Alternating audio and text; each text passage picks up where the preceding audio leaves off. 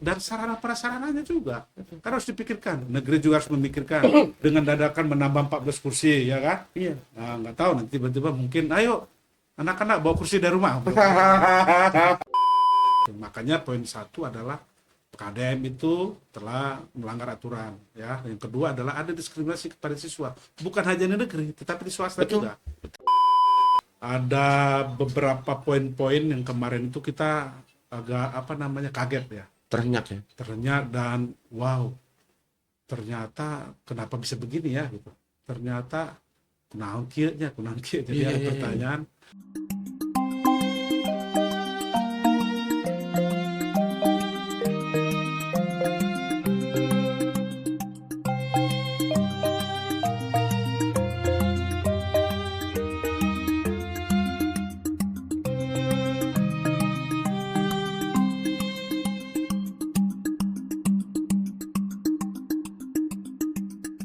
Ketemu kembali dengan channel Pikirkan Rakyat, berpikir merdeka, rakyat bicara. Tentu saja channel kita, channel Pikirkan Rakyat.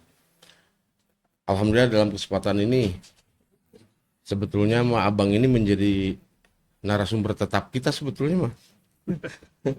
Bang Kepral Sianturi SH, beliau adalah salah satu anggota Dewan Kota Tasikmalaya di Komisi 2 ya, sebagai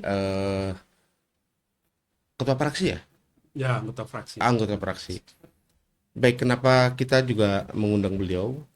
Ya, ada hal-hal yang memang menarik di saat kita ngobrol di luar gelas. Artinya di luar gelas itu ketika ngobrol-ngobrol di luar, ya kenapa tidak ini diangkat ke dalam sebuah wacana supaya juga masyarakat tahu tentang persoalan-persoalan yang ada di Kota Tasikmalaya. Kemarin juga beliau sidak di salah satu pasar, ya kalau sebut aja ya, pasar Cikurubuk.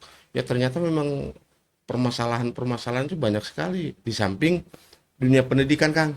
Ya, siap. Abang lah ya, dunia pendidikan Bang. Karena memang ternyata dunia pendidikan sampai detik ini, apalagi dihadapkan pada persoalan SPMB, Ya. wah itu sangat rumit sekali. Nah, sebetulnya saya ingin ini aja sih, kami lah dari Pikirkan Rakyat ingin sampai sejauh mana penemuan di lapangan Bang terkait persoalan pasar, Ya. terus SPMB, pendidikan dalam hal ini, terus masih banyak sih. Kemarin juga kita ada yang datang ke sini ngobrol tentang Koperasi Nusantara dan sebagainya lah. Merah putih. Koperasi Merah Putih. Nah, terkait ini, kalau memang kita ngobrol untuk satu hari ini, sepertinya tidak akan tuntas. Dengan hormat, nanti mungkin kita akan mengundang lagi, karena memang waktu kita terbatas di ini. Baik Bang, silakan Bang. Ya, atur nuhun Kang Tatang. Terima kasih waktu yang sudah diberikan kepada saya terkait ada beberapa hal yang hari ini perlu kita diskusi dan sharing. Tadi itu disampaikan Kak Tatang terkait SPMB, lalu kemudian kemarin kita coba sidak ke pasar yang sangat terkenal di Kota Tasik adalah Cikurubuk.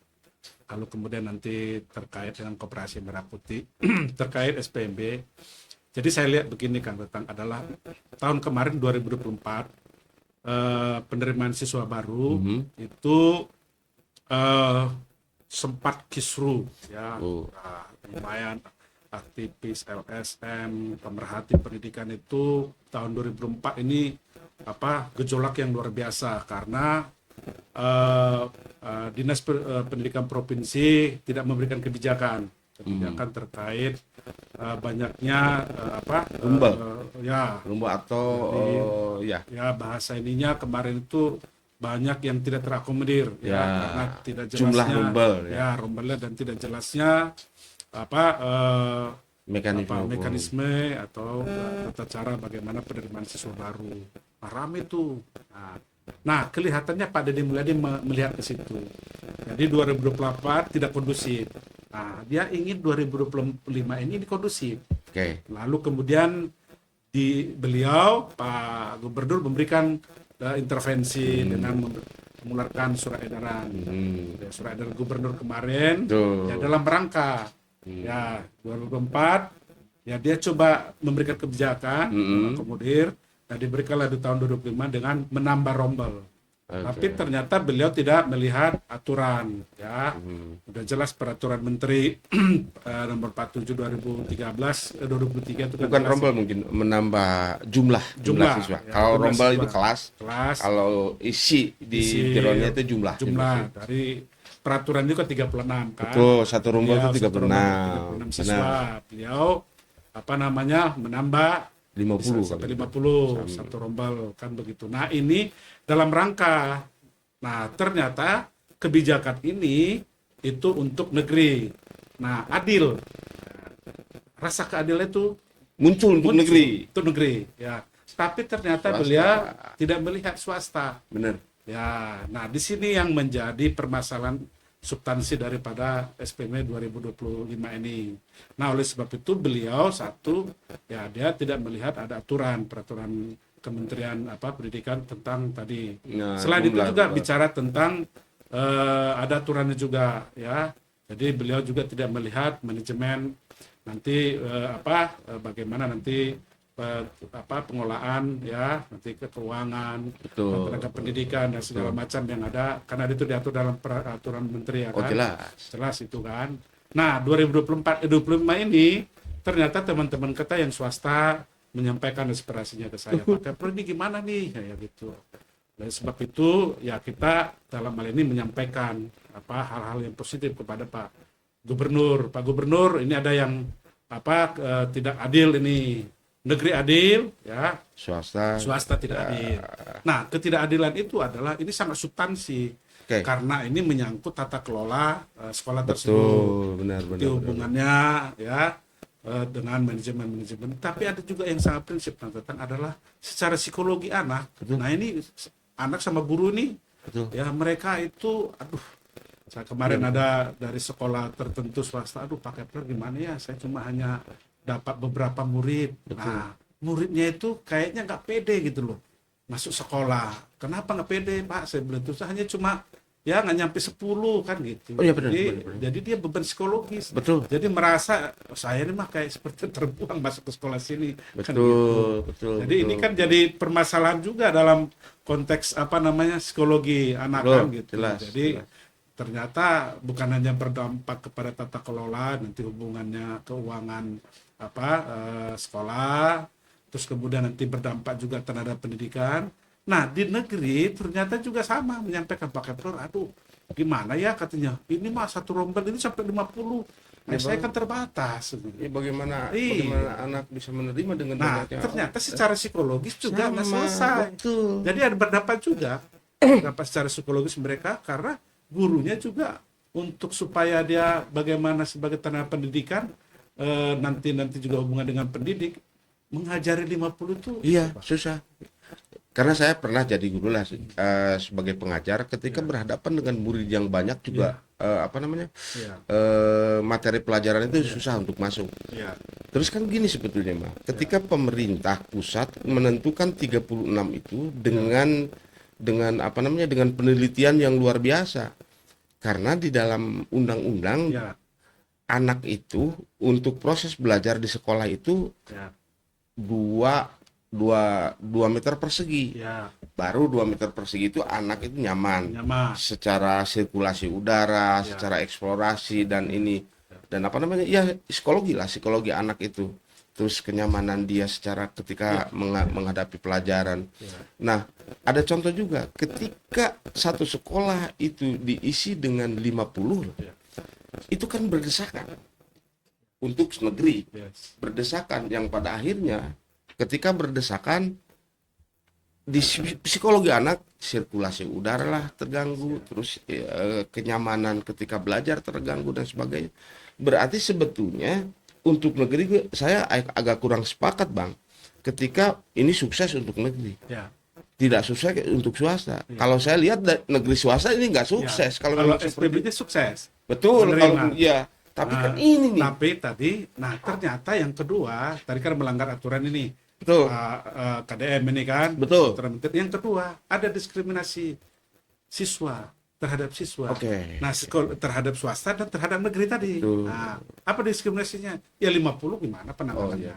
Ini yang 30, yang 6 siswanya, 7 siswanya, ya kan? Secara psikologi gurunya juga ngajar memang 6, tapi secara psikologi itu berbeda. Betul, dan Iya. itu juga berhubungan Iya. karena ternyata di swasta itu honor guru itu tergantung banyaknya siswa. Iya. Nah, nanti poin ketiga adalah banyaknya nanti itu adalah mengganggu pekerjaan guru swasta. Ya kan kalau gurunya sedikit kan nanti terganggu, tenaga pendidikannya terganggu, pendidiknya. Terganggu juga pengelolaan keuangannya kan gitu. Itu hubungannya ke situ. Dan sarana prasarananya juga. Kan harus dipikirkan. Negeri juga harus memikirkan dengan dadakan menambah 14 kursi, ya kan? Iya. Nah, nggak tahu nanti tiba-tiba mungkin ayo anak-anak bawa kursi dari rumah. Mudah-mudahan Bisa jadi, Bang. Bisa bawa jadi kursi dari seperti rumah itu. kan gitu. Tanda Seperti kutip. ada ya, seperti ada sebuah kayak case lah, case ketika anak tiba-tiba orang tua gara-garanya kursi itu hancur, anak-anaknya katanya apa namanya nakal, yang pada akhirnya rusak, terus ibunya bawa kursi dari rumah. Bisa ini bisa jadi seperti itu. Ya, indikasi ada seperti itu. Oh iya, berarti kan berpeluang juga terhadap budgeting ya. Ya, budget pasti tata kelola kan namanya kan. Ya, dan Tata dari kelola mana harus keuangan, beli? manajemennya ya kan. Iya. Nanti berhubungan sarana prasarana kan gitu. Tapi yang paling substansi itu adalah nanti tenaga pendidikannya, pendidiknya itu loh. Betul. Itu nanti kan kemana mereka? Ya Betul. kan kalau Betul. sedikit siswanya dia kemana ngajarnya kan? Satu itu. Terus yang punya sertifikasi pun itu Ya, itu terganggu. akan Karena dia bermasalah. akhirnya dikejar jam itu kan. Jam ngajar. Iya. Sementara muridnya sedikit. Sedikit ya kan. Jam ngajar Jam murid ngajar sedikit sedikit. tidak akan sama dengan yang Nah, Oh, itu iya, dari segi swasta. Negeri juga secara psikologi juga Iya. terdiskriminasi. Karena kenapa? Karena 50 Terlalu mengajarkan banyak. terlalu banyak. Ya kita juga kalau kita ngajar 5 10 masih bisa fokus. Tapi kalau 50 Iya. Sementara kan hakikat pendidikan itu harus menyentuh terhadap psikologi anak. harus menyentuh, harus face to face, ya Betul. kan? Harus komunikasi yang baik, ya kan? Bagaimana kita antara guru dan siswa. Dan yang penyal ini adalah kita juga perlu kaji juga, Kang, adalah guru kita itu di Tasikmalaya itu semua sudah faktor usia juga sudah sekian lah gitu. Jadi Benar. secara ini apa namanya ya Di negeri terbatas, di ya. negeri lah terbatas faktor ya. usia pengajar di Ya, negeri gitu. jadi Kalau di- terbatas. Betul. Apalagi diberikan seperti siswa yang sudah makin banyak, ya kan? Belum lagi tugas-tugas administrasi guru Ya. dengan apa namanya dengan guru penggerak itu harus bikin Guru administrasinya, Oh, bereskan segala segala macam. Iya. benar. Nah, itu juga berdampak. Memang SPBM-nya adalah adil, ya kan?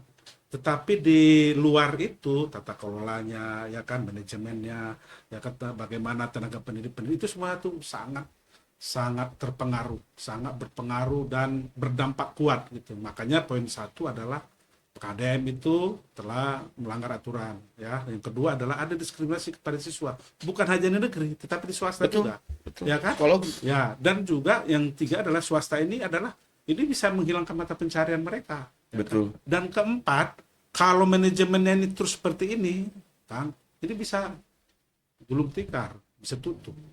bukan bisa sudah ada ya ada Iya, kasus ya kan? satu yang sekolah yang kita hilang. tentang kita siang dan malam kan gitu. Iya, yang hilang. Iya, saya sepakat. Oh.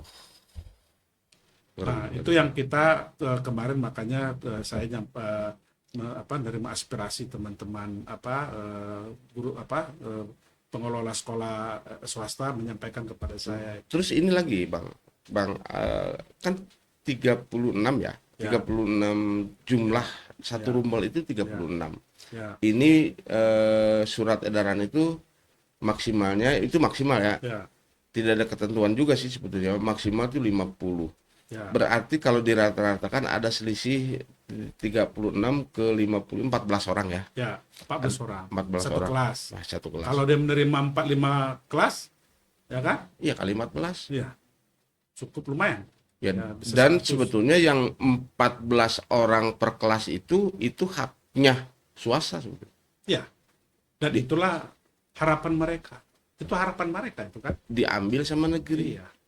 Nah, negeri ini mengambil statistik tambah tambah apa namanya tambah jumlah itu kan sekarang yang masih debatable, Bang. Ya. Maksudnya debatable, apakah pemerintah itu mengambil yang 14 itu memang dari apa? Dari data yang memang ada KIP misalkan. Jadi sebenarnya Karena begini, jadi kepentingan swasta adalah ketika peraturan menteri ini adalah mereka berharap ketika peraturan menteri dilaksanakan oleh SMA negeri, nah berarti kan terbatas itu masuk ke negeri gitu loh. Nah, harapan mereka ya dengan rombel yang 36 itu sepakat. bisa penyebaran kan? memberi peluang kepada sekolah swasta. Kan itu sebenarnya Permendik itu kan dibuat itu kan dalam rangka bagaimana keadilan negeri dan swasta oleh kementerian kan gitu. Terus kan ada apa namanya, ada jargon ketika rumbel itu untuk menghilangkan siswa putus sekolah kan gitu. Ya, Yang itu, yang faktanya kan Pak. betul. Nah, makanya saya mau nanya, ABS itu kan betul, semuanya begitu. betul. Mau nanya begini, Bang. Kalau memang itu untuk apa penanggulangan anak putus sekolah, nah yang 14 itu sebetulnya misalkan begini. Di SMA tertentu yang daftar itu 50. Ya. 60 misalkan. 60 atau 70 atau 100 lah misalkan. Yang keterima itu 50. Ya.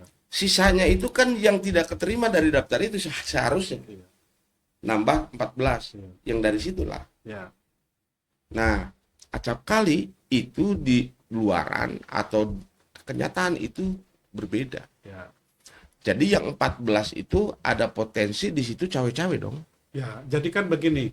Jadi surat edaran itu kan malam itu. Ya kan? Oh, Kan bukan, tapi memang sudah dikasih ancang-ancang akan ada kebijakan ya kan. Nah, tetapi kan belum ada surat edaran. Nah, malam. Ya, maksudnya dalam waktu yang singkat lah gitu kan. Nah, dalam waktu yang singkat penutupan penutupan ke siswa. siswa. Nah, jadi ketika ada surat itu edaran itu langsung sekolah mengeksekusi gitu loh. Masuklah yang tadi itu. Dengan dasar di situ salah satu klausulnya adalah buat pernyataan. Nanti kebetulan kita ada beberapa orang yang kita advokasi. Nah, ternyata dia masuk. Nah, masuk, tapi buat surat pernyataan. Ya, dengan ini saya nanti sewaktu-waktu kalau apa saya akan siap dipanggil. Nanti kalau apa ada kemungkinan untuk belajar, ada surat pernyataan gitu loh, ya kan? Nah, saya lihat oh ya, gitu kan. Nah, itu yang kalau yang ada orang miskin. Nah, terus ada yang prestasi kan itu kan miskin, putus sekolah kan. Ya, betul. Kan, ada yang miskin ekstrim lah dan sebagainya. macam, ada yang prestasi segala macam. Nah, jadi itu adalah ruang dalam rangka bagaimana 2024 itu nggak terjadi gitu. Kalau saya melihat ke situ. Paham itu. Ya.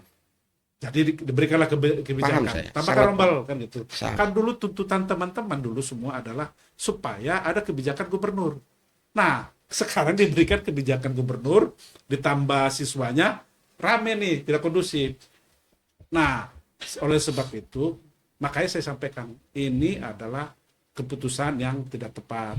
Negeri ya menyalahi aturan itu tadi, tapi swastanya ya kalau bisa pada saat itu segera Pak KDM ini panggil semua sekolah-sekolah swasta. Betul. Ya kan? Betul. Diberikan semangat, diberikan motivasi, apalah gitu ya. diberikan stimulus kan gitu. Betul. Ya apalagi kemarin yang masalah sertifikat ijazah. Ya. Mereka juga udah babak belur. Asli itu. Nah, babak belur kan udah dikasih ya kan. Kebetulan kemarin kita ada 35 yang ijazah ya kan, yang sekolah yang belum membayarkan dikasih nih sama swasta nih.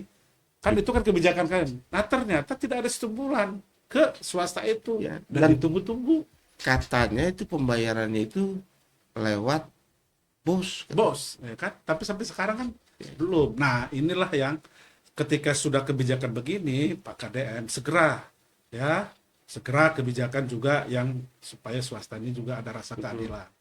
Terus belum lagi ini agak sedikit ini. Belum lagi misalkan ya bukan rahasia umum lagi, Bang.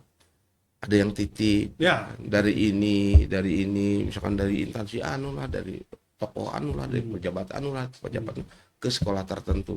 Itu pun juga mengambil porsi yang 14 itu. Di situ ruangnya. Ya, artinya bahwa itu potensi untuk bermain. Ya, di situ ruangnya.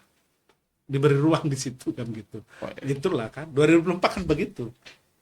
Ya, jadi ya kalau kita pikir-pikir ya di samping Pak KDM menyalahi aturan ya kan, ya dia ingin memberikan keadilan kepada negeri kan, khususnya orang tua yang ingin sekolah dan tidak ada putus sekolah gitu kan, dan orang berprestasi bisa masuk. Nah tapi lupa dia ya kan, saudaranya juga ada yang swasta, dia lupa Benar, itu. memikirkan itu kan begitu. Kemarin kita sempat sempat manggil, sempat ngundang teman-teman MKKS, Ya, apa namanya, musyawarah kepala sekolah SMK dan Ya. SMA.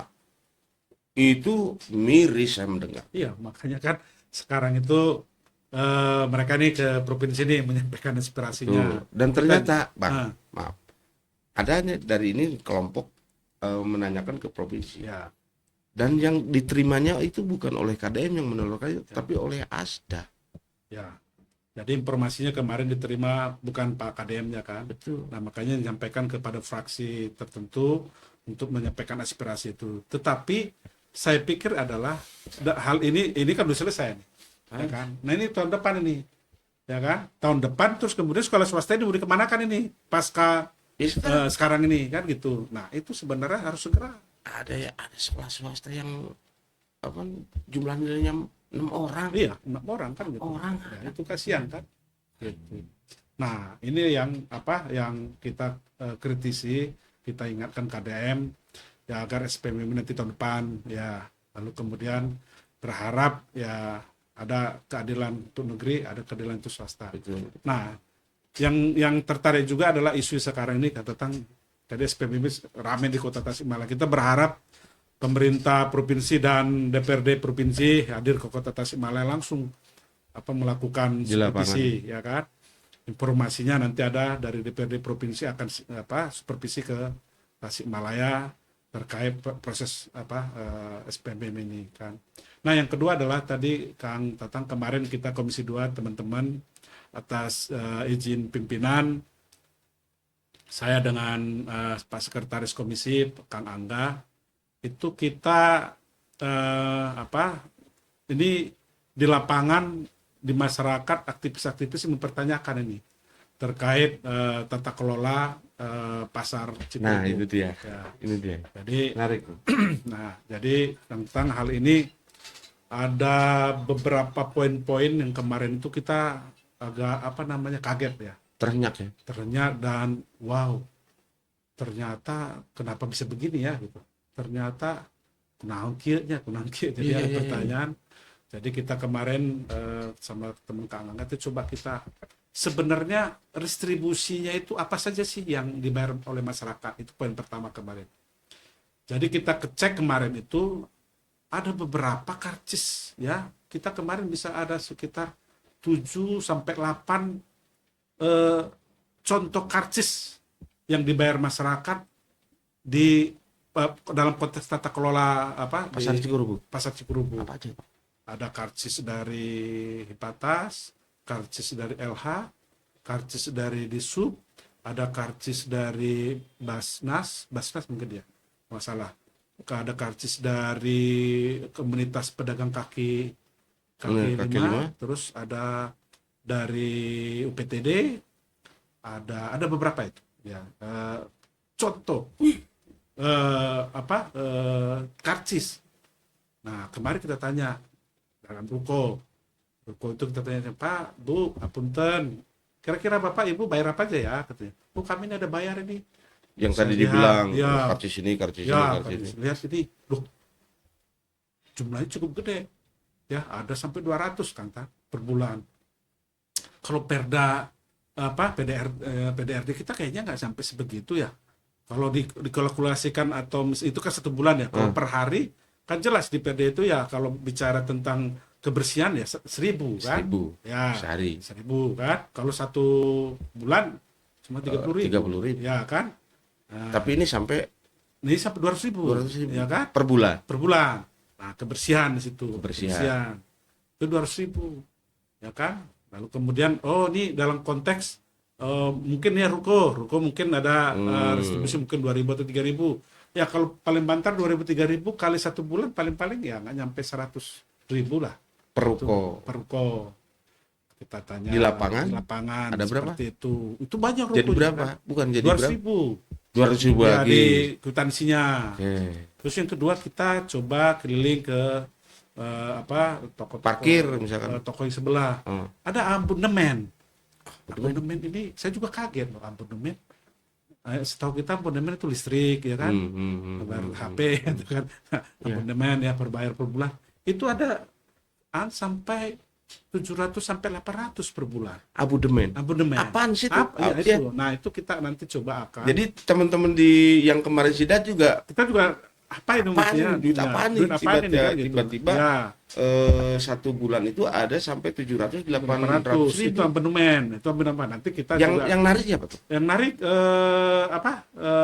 yang tadi ada di situ yang itu ya? pengelola di situ kan gitu. Nah, Adalah datanya Adalah, kalau itu ya. diobrolkan Nah, ya itu juga jadi ini. diduga lah, Oke, gitu kan. Diduga ya. diduga kan gitu. Loh, kemudian nanti kita coba akan panggil nanti dinas terkait nanti ini kenapa apa maksud abonemen ini kan.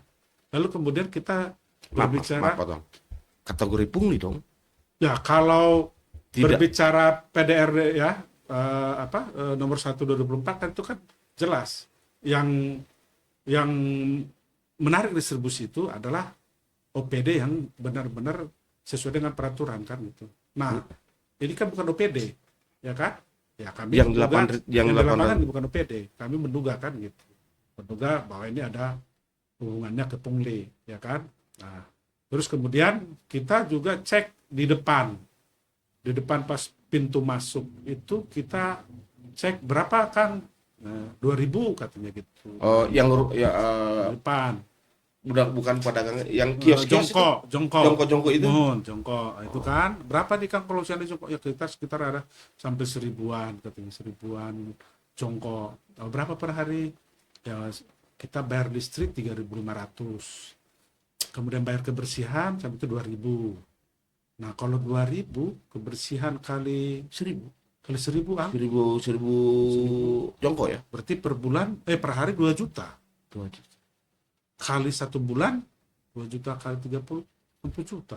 60 juta. 60 juta kali setahun 600 juta. 600 lebih, 600 lebih. Iya, lebih kan? Itu masih depan aja tuh. Ya kan? Depan. Nah, Jadi sebetulnya kalau secara logika PAD yang selama ini Cikurubuk itu tidak nyampe, enggak juga kalau ya, begitu. makanya kan Surplus malah. makanya kita sekarang adalah ini kan kita data di lapangan. Sebenarnya kita ingin cek ini sama dinas terkait. Indak, LH, Disub, ya kan? Nah, ini sebenarnya pengelolaan tata kelola di pasar ini seperti apa kan gitu. Oh iya. Kan ada UPTD itu. UPTD ini ngelola apa aja Apa dia? saja. Apa saja. Peran di situ ada teman-teman kita, ada organisasi-organisasi itu di mana perannya? Dan seharusnya retribusi itu cukup satu saja. Ya, kalau UPTD satu kalau apa? berbicara di teman kita di Dadaha, satu pintu kan. Jadi parkirnya, PKL-nya, ya kan yang di Dadaha itu kan ke PTD PTD Dadaha aja. itu. Nanti mereka yang mecah supaya Ya. ada kerjaan, Nah, dikepecah ya kan? ini. Ya, Iya, di situ relatif aman lah kalau begitu. relatif aman kan. Jadi jelas pintunya. Tapi Dan- juga di Dadaha juga perlu kita evaluasi. Betul, Ya kan? betul. Karena memang ada belum- pihak-pihak ketiga betul. yang bekerja gimana sama. aturannya? Ya, ininya, gimana oke. aturannya, betul perjanjiannya apa, Betul. kan gitu harus jelas itu. Kalau memang Dadaha memang ke BUD kan, gitu kan. Oke. Ya, kalau memang ke pihak ketiga yang jelas. Ya, tapi jelas. Ya, yang jelas semua. Ya, karena gini kita juga perlu juga di Dadaha ini Kang Tetang. Itu kalau biaya operasionalnya itu PT Dadaha itu sampai 2 miliar. Kang. Gede, Mak. Ya, bayar gaji, bayar ASN, Ya, bayar ini 2 miliar. Tapi PAD-nya kita kecil di situ.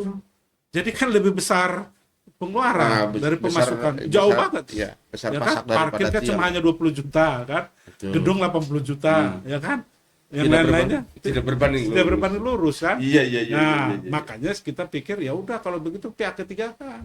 Kalau pihak ketiga kan yang nanti yang aman kan. Pengeluarannya bayar pertama kan? ya bayar dulu, secara- silakan urus. silakan urus. Oke. Nah, pihak ketiga tetapi jangan lupa ada ajas Ya, bagaimana kita ya dengan lingkungan dan sebagainya lah, ya, silakanlah semua sharing ini karena ada keadilan, berkeadilan, itu semua berkeadilan kan? berkeadilan dan berkelanjutan. Nah, itu jadi harus ke situ. Nah, kembali kita ke apa? Ke Kerubuk. Cikurubuk. Nah, ini tata kelolanya. Tata kelola bagaimana tata kelola parkirnya, tata kelola penarik distribusi, tata kelola sarana prasarana. Ini sebenarnya harus, ya itu kembali lagi ke Pak Wali Kota kita. Iyalah, Maksudnya ke situ. apapun alasannya ya tetap kalau ada keberpihakan wali kota kan punya ini ya, wali kota itu punya punya diskresi ya, Diskresi. Sangat itu. punya hak. Nah, ternyata kan di lapangan beliau harus cek gitu kan. Ini saling lempar ini. Bapenda begini, besok begini, ya kan? Oh Ini, ya? ya kan? Ini ternyata ini kan fakta-fakta di lapangan ini kan juga. Ya, beliau harus tahu kan. Mungkin Oh iya ya, dong. kalau saya sama Kang Tatang pimpinan saya, Haji, saya mungkin begini, berarti kan begitu. Ya kan? Bisa-bisa Ya. ada. Ya kan? Tapi kan harus cek ini fakta Oh di iya, benar, lapangan. benar, Ternyata benar, kan benar. ini kenapa kita kenceng di Komisi 2 saya dan teman-teman kita di Komisi 2 kita bukan ada yang bilang mau cari proyek mah itu mah mau cari apa segala. Enggak. Ya, kita nyampaikan PAD ini kita harus naik ini, Benar, ya kan? benar. Nanti hubungan inflasi kita, Betul. ya kan? Betul. Terus kemudian kalau kita nggak naik, Ah, mau belanja apa? betul. 1,7, 1,8 tiap tahun kan? Karena PAD bagus itu atau PAD tinggi itu kan berbanding lurus dengan pembangunan, Iya. karena dikembalikan lagi ke Ya, ini. kembalikan lagi. Ya, ditaruh PAD bagus dikepusatkan, terus kita juga mengajukan anggaran untuk pembangunan dan sebagainya dari A sampai Z. Ya mereka juga akan melihat, oh iya bagus nih PAD, ya dikembalikan lagi. Dikembalikan lagi kan gitu rumah tangga. Iya. Kalau gaji bapak kita Iya. ya bagus, ya kan? Betul. Kan enak. Barudak sakit, Ini, sejahtera kan gitu. betul, Nah, betul. tetapi kan ini persoalannya PAD ini memang potensi untuk naik untuk Sangat. iya. Sangat. Nah, inilah kita Komisi 2 kenceng keras kita gitu. Kita pokoknya nggak ada tawar menawar. Pokoknya setiap OPD kita pasti kencang. Di RPJM ini kita kencang terus. Mengingatkan dinas-dinas itu yang penampung anggaran pendapat hasil Iya, kita iya. kencang itu. Pak, Bapak ini begini, Bapak ini begini, kita kencang itu. Karena kenapa? Ya kita juga kan begitu. Iya. Nanti jalan bagus, karena PAD bagus. Benar, Ya kan? itu mah berbanding Kemudian fasilitas kita para seniman budaya, Ya. kalau di panggungnya Ya. ini bagus karena ya. PAD-nya bagus kan ujungnya ke situ. Ya, sebenarnya. ya juga kita bukan berarti kita memang kita dari orang kebudayanya. Iya, Ya, rumah kita, Iya, panggung rumah kita. panggung kita lihat seperti itu gedung kesenian kan. Lumayan. Kita cek kenapa, memang anggarannya Pak. Pikir-pikir ya juga dari mana ya? Memang anggarannya nggak ada. Benar. Kan gitu. Dan anggaran akan muncul kalau PAD-nya itu sehat. Iya. Nah, kalau memang seperti ini, saya melihat kalau selama ini kan kota itu selalu berargumen, aduh PAD kita rendah, PAD kita rendah, segala macam. Setelah dicek di lapangan, itu sebetulnya mah kalau hitungan-hitungan kasar, ternyata PAD yang dimunculkan oleh Cikurubuk itu kalau memang tadi surplus dong. Ya kalau sementara Kalau benar gitu. Ya kalau saya lihat kemarin kita cek lah itu, ini kemungkinan ada potensi. Nah kita mau lihat sebenarnya ini kan nanti tata kelola manajemen ini seperti apa, ya kan? Nah artinya adalah ini kemana masuknya gitu loh, ya kan? Kalau dia masuknya satu lumbung selesai kan? Itu yang saya nggak ngerti itu ada abodemen nggak sampai di sini nggak Nah, habis abodemen itu pikir. apa? Ke Indak atau kemana? Laporannya bagaimana? Berapa? Nah, yang kita pertanyakan itu kok lu ada mengatakan gini yang tokonya kami jangan dulu suruh bayar katanya gitu. Nanti aja dulu katanya gitu. Nah, kita jadi bertanya ada apa kan gitu.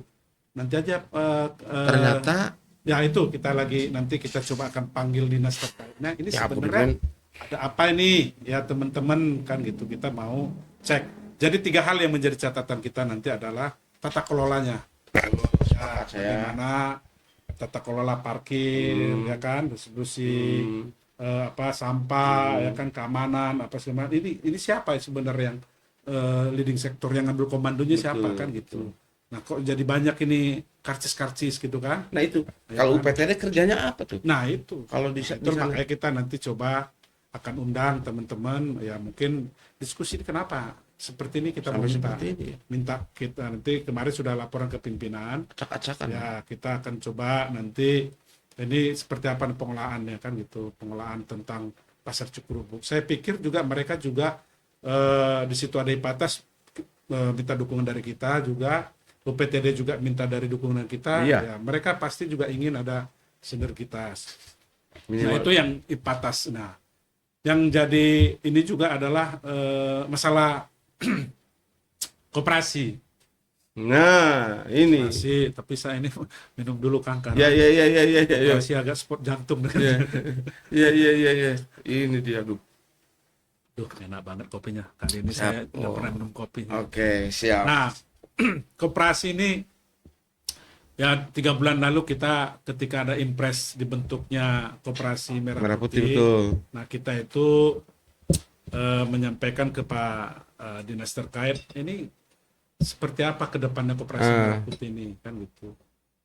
Jadi saya sampaikan ke dinas terkait, satu yang menjadi permasalahan ini adalah Tasik ini memang ya kita tahu ya, Oke. punya sejarah tentang koperasi. Tasik ini ada banyak juga yang koperasi yang sehat.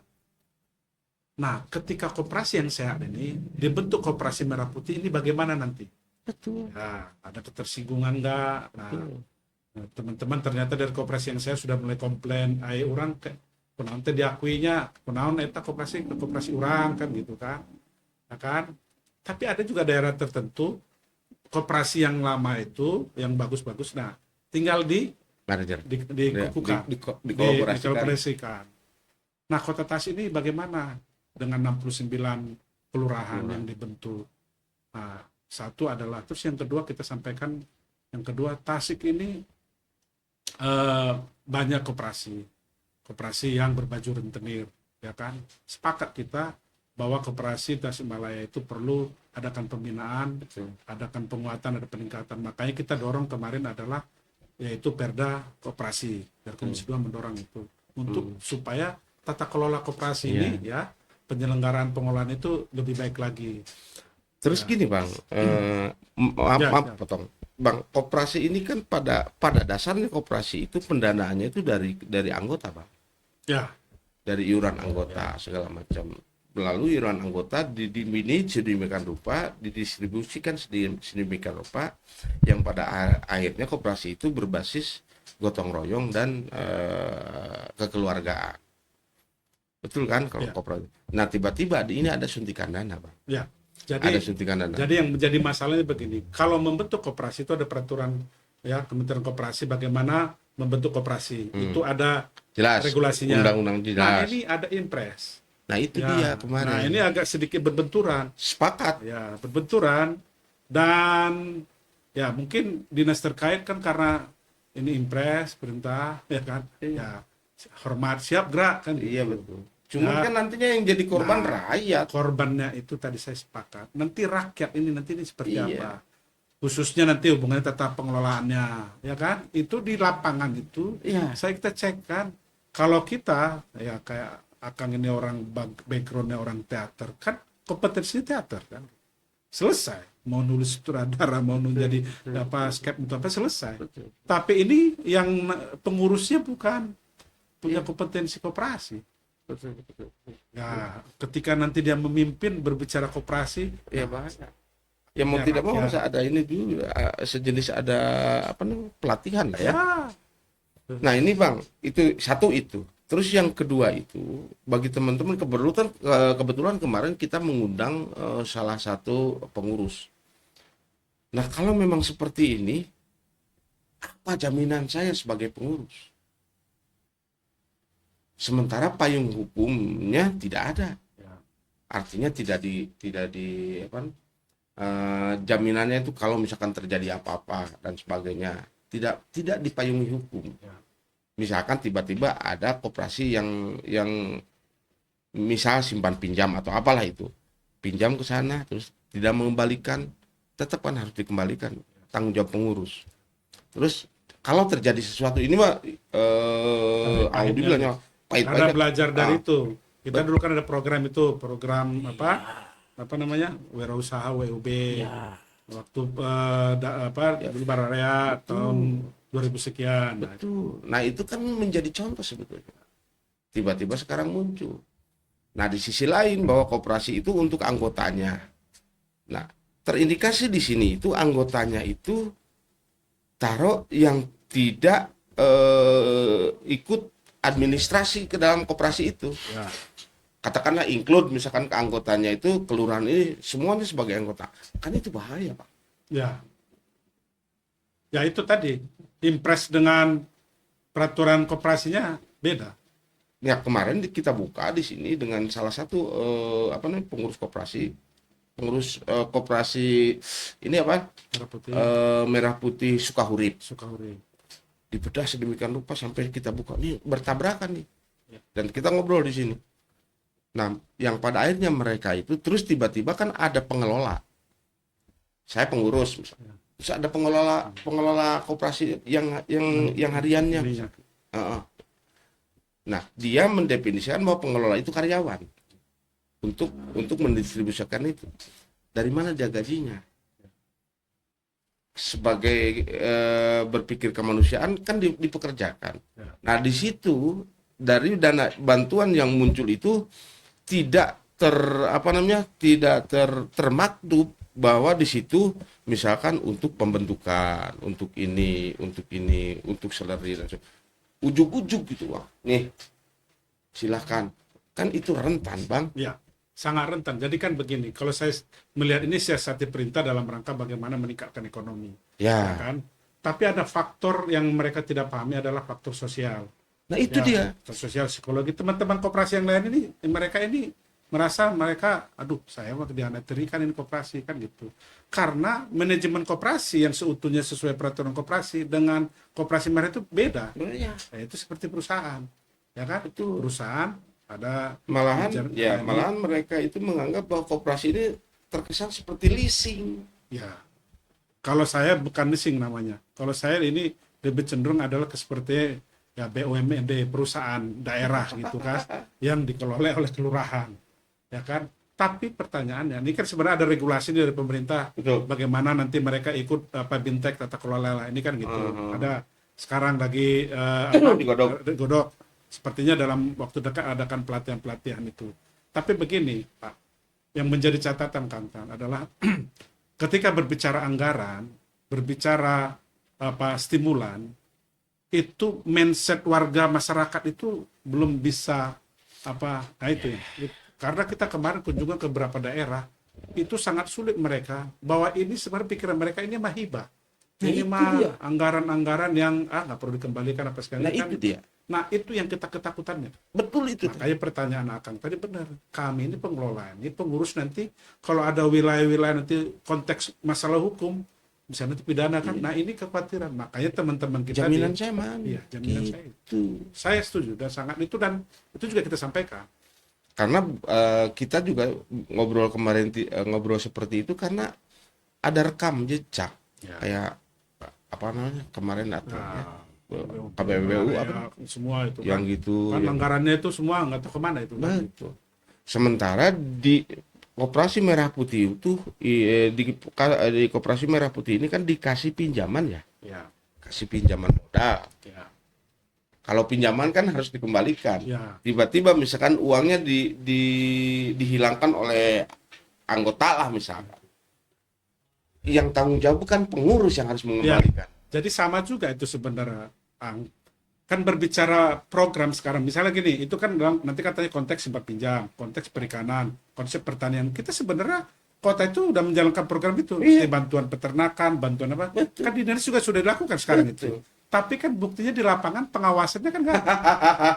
Kemarin saya RPJMD saya sampaikan ini dinas terkait ini, Nah, Bu, Pak, teman-teman ini bagus ini programnya dalam rangka bagaimana ketahanan pangan, bagaimana dalam rangka bagaimana supaya kita bantuan kepada teman-teman organisasi di lapangan ya di bawah ya petani-petani kan gitu. Nah ini bantuannya kan nyampe juga, traktornya dikasih, ya kan, kemudian sapinya dikasih, dombanya dikasih. Nah mana kan gitu. Nah ini sebenarnya nanti mirip-mirip juga begitu. Iya. Nah tadi pertanyaan tadi itu sangat benar. Nanti siapa yang bertanggung jawab ini? Anggaran 3 sampai 5 miliar kami menduga ke situ, ya. Ini nanti siapa yang mempertanggungjawabkan? Ekonomi, sosial, budaya, satu politis. Ini kan politis. Betul. Dan kalau bicara politis, ya, Ya, kita lihat nanti betul. berapa tahun ini, berapa Betul. tahun ini, Betul. nanti kita akan kelihatan Betul. apakah benar substansi kepada bicara kesejahteraan rakyat, Betul. apakah bicara tentang bagaimana peningkatan taraf hidup rakyat, Atau memang atau memperkuat memang oligarki. ya, ya, Nih seperti luar itu. biasa nih, luar biasa wakil kita yang Nah. yang satu ini memang betul. Kemarin juga kita malahan ketika beliau bersidak kita juga berkomunikasi, malahan ngasih foto dan sebagainya. Dan kenapa kita panggil ini ya menyerap. Dan ini harus tahu masyarakat, persoalan-persoalan seperti ini harus tahu. Jadi supaya masyarakat itu tidak tidak apatis dan sebagainya. Ternyata di kota kita itu seperti ini. Ya semuanya itu kan kalau boleh dibilang itu bisa selesai kalau memang pemangkunya itu punya keberanian ya Pak. Ya, makanya tadi satu lagi kan. Ini sebenarnya ujungnya nanti adalah komandan kita pelari kan gitu. Ya kan, itu komandan kita pelari yang sangat beliau paling senang wilayah itu kan. Nah, nanti hubungannya juga tadi kan Kang tadi diskusi di luar ini gimana tentang Dewan Kesenian. Ya kan? Dewan Kesenian dan Kebudayaan. Sama, ujungnya nanti bagaimana Pak Wali Kota, Iya, ya kan? iya. SPB Kota Tasik berbicara swasta negeri, ini Pak Wali Kota harus menyampaikan ke Pak KDM bahwa di Tasikmalaya ini ada rumah saya nih, di rumah saya ada SMA ini ditutup. Itu Pak Wali Kota harus bisa menyampaikan. Berbicara tadi tentang yang tadi Koperasi Merah Putih, tetap leadershipnya nanti Wali Kota. Nanti kalau terjadi kisruh apa segala macam ini, Wali Kota. Ya pasti yang harus bertanggung jawab itu yang memang Wali Kota. wali kan? kota. SPW. Dan yang terakhir masalah pasar. PAD-nya mau gini-gini, mau sebegitu aja, sekian, ya setiap tahun begini-begini aja, ya kita kan begitu tipenya, nges lah sakewela tuh, riu-riu ting, kan gitu kan. Begitu. Iya kan, kalau ada masih pemahaman mindset OPD-nya, apalagi kalau Pak Wali Kota mindsetnya begitu, ya Iya. saya hanya kalau orang kita sana hanya berdoa saja kan gitu. Enggak Bang, kalau Abang itu kalau rakyat yang di bawah yang diwakili Abang mungkin itu Bang. Ya. Tapi kan Abang itu ada ruang, ada ruang dialog, ada ruang politik yang memang sangat sangat bisa untuk dibargainkan, katakanlah seperti itu, atau bisa untuk dibenturkan atau untuk bisa bekerja sama. Ya. Kalau rakyat itu kan hampir semuanya rakyat itu karena sudah diwakilkan. Nah tinggal ya teman-teman kita ini, ya teman-teman Abang lah, yang 45 orang ini yang memang keberpihakan ke rakyatnya itu harus kalau boleh bilang 1000%. Beda lah misalkan dengan teman-teman yang pernah kita undang ke sini, itu ada Abang misalkan masih bicara masih keras, terus ada lagi teman kita misalkan siapa Angga, terus yang lain-lainnya. Nah kelihatannya yang lain-lainnya di luar orang-orang ini ya nyaman kelihatannya. Artinya gini, dengan adanya persoalan-persoalan ini ya pain-pain saja, padahal sebetulnya di masyarakat itu sudah bergemuruh demikian rupa. Kalau Gimana tuh, saya Bang? ada dua sisi Kang, kenapa saya terima kasih Kang Tatang dan teman-teman mengingatkan DPRD untuk kembali ke habitatnya gitu. Ke marwahnya lah. Kalau saya bilang habitat saya, kalau marwah memang marwahnya. Kalau ke habitat saya itu artinya Habitat, habitat. Gimana habitat kampung rumah kita gitu kan. Betul. Ya, Sisi satu adalah gini, adalah kita punya anak, ya kan. Nanti kalau 5 tahun ke depan udah mulai besar, udah mulai kan nanti kita udah makin tua, betul. ya kan. Jadi kebijakan pemerintah itu akan dilihat oleh anak-anak kita gitu. Hasil dari pemerintah dilihat anak-anak kita. Iya, Keluarga-keluarga kita melihat. betul. Tapi kalau nggak hadir, nggak sejahtera, ini kan berdampak. Iya. Kan begitu. Oke. Makanya yang kedua adalah, yaitu Kang Tatang adalah RPJMD ini adalah poin. Iya. Ya. Poin kita RPJMD nanti bahwa inilah saatnya kami gong anggota dewan kita untuk bagaimana mengevaluasi, mengawasi kebijakan Pak Wali. Ini gongnya RPJMD. RPJMD 21 diketuk. Nah, situ lebih Oh, kencang. tanggal 21 sekarang. Ya, 21. Mudah-mudahan lancar, Pak. Nah, itu Mudah-mudahan lancar dan tidak ada terkendala, dan keberpihakan rakyat itu mutlak. Saya pikir bahwa rakyat itu menjadi epicentrum dari kebijakan-kebijakan yang akan ditelurkan. Ada terakhir, Bang? terakhir adalah semua yang kita lakukan, semua pergerakan kita, hasil dari pembicaraan ini untuk demi Kota Tasik sejahtera. Betul. Dan Siap.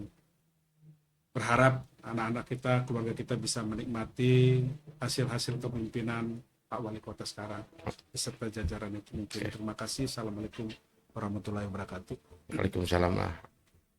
Demikian bahwa memang apapun alasannya, ternyata memang ketika di sebuah wilayah kepemerintahan tetap stakeholder atau tetap yang menjadi pemangku kebijakan yang menjadi epicentrumnya, artinya harus punya keberanian, harus punya tanggung jawab, dan harus punya keberpihakan. Mudah-mudahan apa yang dicita-citakan Indonesia 2045 menjadi Indonesia emas, kalau memang digarap dari sedemikian rupa, termasuk bonus demografinya digarap dari berbagai wilayah, maka keniscayaan itu akan tercapai. Kalau tidak tergarap, bukan Indonesia emas, tapi Indonesia cemas. Ya. Baik, kita ketemu lagi di podcast Pikirkan Rakyat dengan episode yang lain. Tentu saja Bang Abang satu ini, saya daulat menjadi narasumber tetap di Pikirkan Rakyat kalau memang, dan kita juga nyari informasi dari teman-teman kalau ada hal-hal yang memang harus masyarakat tahu. Kami terbuka, siapa saja silakan aja berkunjung atau silakan saja ngobrol di channel Pikirkan Rakyat. Assalamualaikum warahmatullahi wabarakatuh.